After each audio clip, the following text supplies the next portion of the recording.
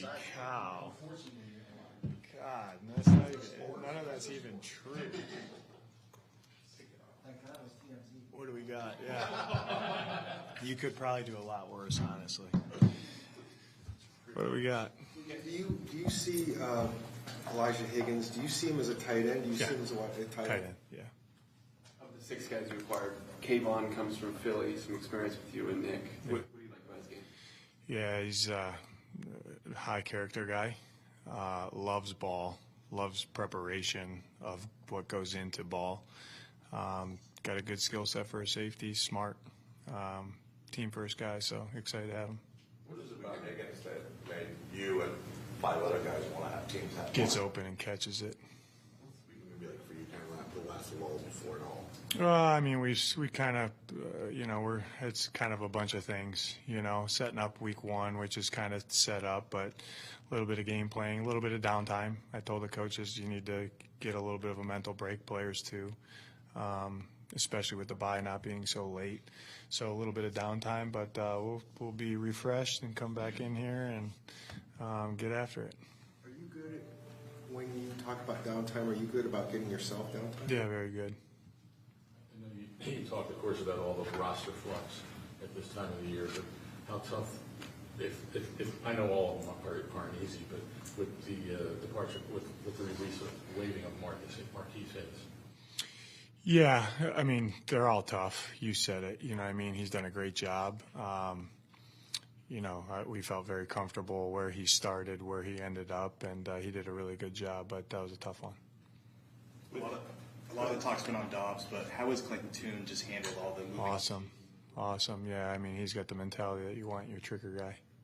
With Elm, you guys brought him in pre-draft. What have you seen since then? Yeah. What did you put on tape? Yeah, the tape looked good. He's kind of thought what he was going to be, you know what I mean? So glad we had the opportunity to add him because it's a guy that we kind of did a lot of work on, kind of had pegged. This is a guy we want to bring into the fold here, and thankful they were able to get him.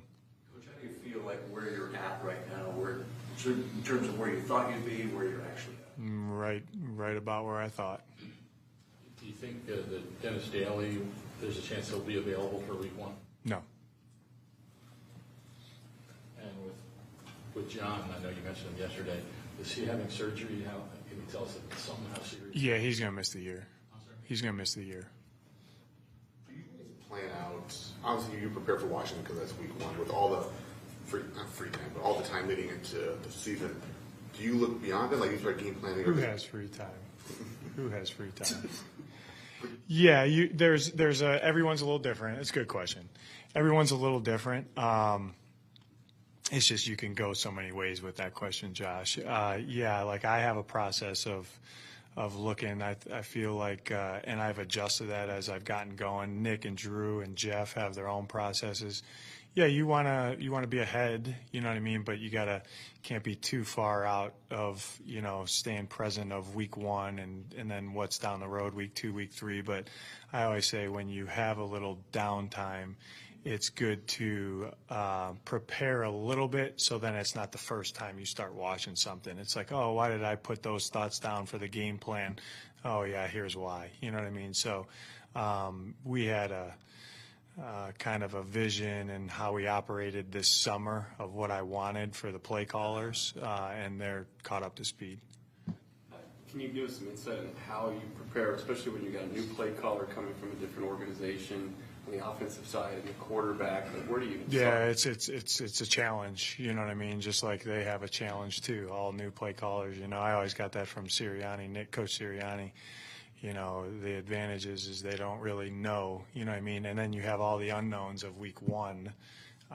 Just as you just mentioned, Bo. So you do want to use that to your advantage a little bit when you can. So, but, at the end of the day, the ball is going to kick off, and you got to go execute and play violent and play with great effort and be smart, and that's what the game comes down to. So schematics, who's calling what, who's doing what, all cool, but that's what the game's going to come down to. What do you see in Jeff Driscoll for that practice squad spot, especially since he hadn't done a lot of work over the last Yeah, I mean, he's got really good command. He's a big, strong guy that can push the ball down the field and he can move, so excited to have him back. Quarterback competitions usually last like an entire training camp, maybe even before that. How does this one, with only a matter of days to look at both guys, how do you kind of adjust? Yeah, about the same. I've been in some unique spots on some different teams that we didn't know who the star was going to be until the Friday before the game, so feel comfortable where we're at. Where are the coordinators going to be calling the game from? I don't know. Ask them. I think both down, honestly.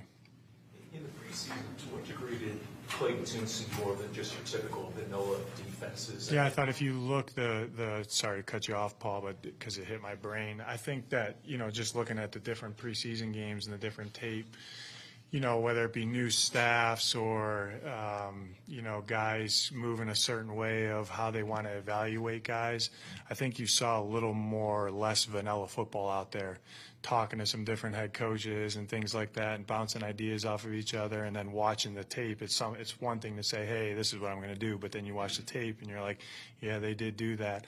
I think that, the days of, as we kind of talked about with you, Josh, or Bo, of hiding things and not, it's what expense is that of us evaluating, developing our guys, rinsing things that we want to run, different things like that. I thought Clayton saw a lot, honestly, more than I would have expected, truthfully.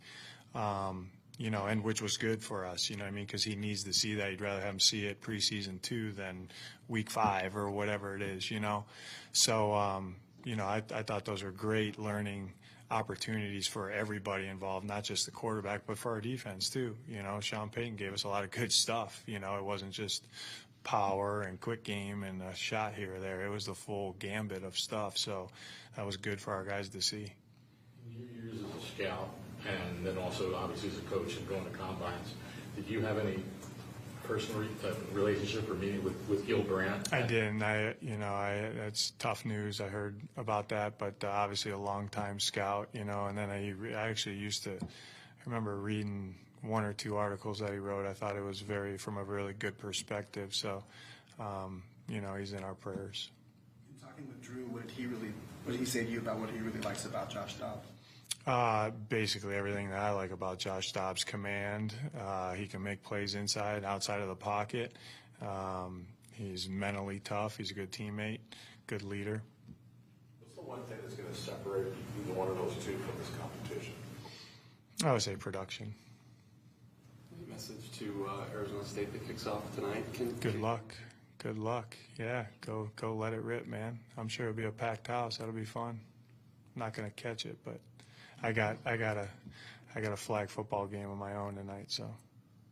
How do you like the shape of your practice squad as it stands? Love it, yeah, and that's still in flux a little bit, as we get here closer to Wednesday. That shape will take form a little bit for you guys, at least for week 1, but that's always in flux, you know what I mean? And that's what I say to you guys, the practice squad, you got to open up your lens to that of those guys aren't just practice squad guys. They have a role that they're here for. Those guys can be up on game day in a heartbeat. So I'm excited about where it's at. Josh said the whole transition here was a whirlwind from moving and getting to the facility. How have you seen him kind of learn everyone's name, try to kind of get used to, You wouldn't, if you just watch him in the building, you wouldn't know that he thought that. You know what I mean? He's cool, calm, and collected, so he's doing a good job. Coach, thank you. Okay. Thanks. Have a good weekend, guys. No. Sticks are gone.